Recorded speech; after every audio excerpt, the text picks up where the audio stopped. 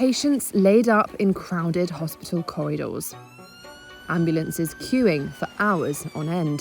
Protect the NHS! We are the NHS! Overworked and striking staff. Morale is rock bottom. Britain's National Health Service is on its knees, buckling under the weight of an ageing population, a lack of investment, and the continuing effects of the COVID-19 pandemic. As of January 2023, there were 7.2 million people awaiting treatment in England. That's according to the NHS. 62-year-old Gary Cogan is one of them. 2 years on from a heart attack, he's still waiting for a triple bypass operation. I was told at the time 6 months to do a bypass operation. The first part of the delay was through COVID. And that was the main excuse given all the time. That made absolutely perfect sense. Gary's surgery has been pushed back repeatedly. The most recent date he was given was cancelled with just 4 days' notice due to a lack of staff and beds. A few times I have just said at one stage, I think what I'm going to do is I'm going to go for a run now for 5 miles until I actually keel over. I said, that'll get me into it. And the woman talked to me, said, oh, don't be doing anything like that. And she said, you'll be right, just rest yourself up. And I said, I'm not a resting type of person. I said, I'm 62 years of age. I said, I'm not 87. And she just said, yeah, but she said, you'll be all right. I said, yeah, when? The British Heart Foundation estimates around 8,000 people have been waiting more than a year for heart treatment. In 2022, England and Wales recorded 45,000 deaths above the 2015 to 2019 average, making it the deadliest year by this metric since 1951, outside of the COVID pandemic. Some 2.5 million people are out of work due to long-term sickness. And the Bank of England has cited general ill health as one reason for a reduction in the size of the country's workforce. So why are patients being let down by the NHS, the institution that was once a source of huge national pride?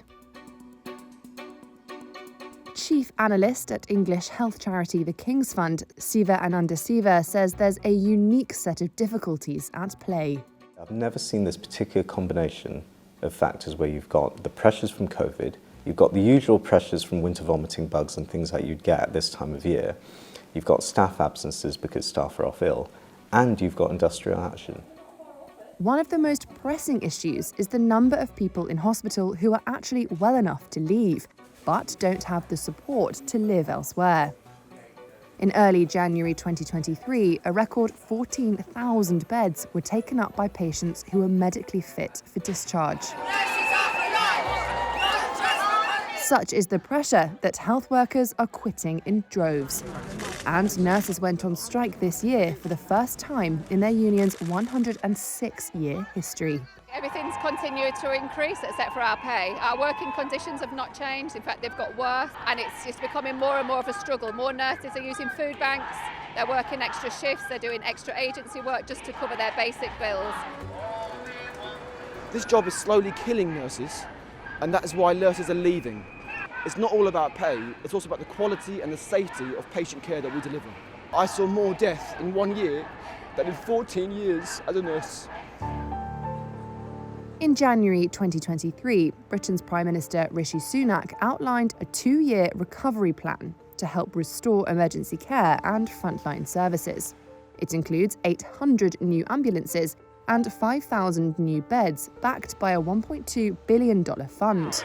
What's terrifying is that right now, people not knowing whether when they call 999, they will get the treatment that they need. The government says it's pumping record investment into the health service, accounting for 40% of day-to-day government spending. But analysts say it's not enough to transform the NHS or prepare it for a future with an ageing population. Economist at the Institute for Fiscal Studies, Ben Zaranko. The best thing to put the health services funding on a more sustainable trajectory would be a sustained increase in economic growth and the tax revenues that would come along with it.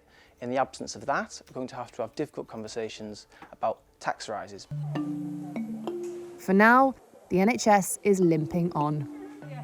But honestly, I think that if you look at the NHS, you're talking about an 8 to 10 year path before national targets for how long you wait in A&E or for a knee or hip operation. It's 8 or 10 years until those are going to be reliably met. Over in Colchester, Gary remains worried he could suffer another heart attack while he waits for treatment. He's been forced to cut his working hours down to 3 days a week to protect his heart. It feels like all the institutions you've paid into, when it comes around to you needing them, they let you down.